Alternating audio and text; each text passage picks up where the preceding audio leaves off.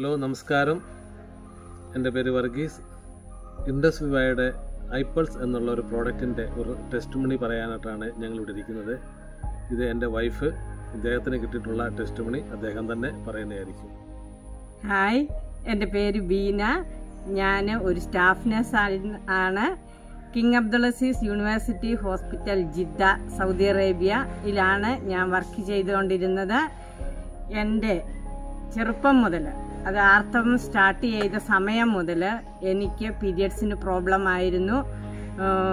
Every 22 days I use to get period for 7 days.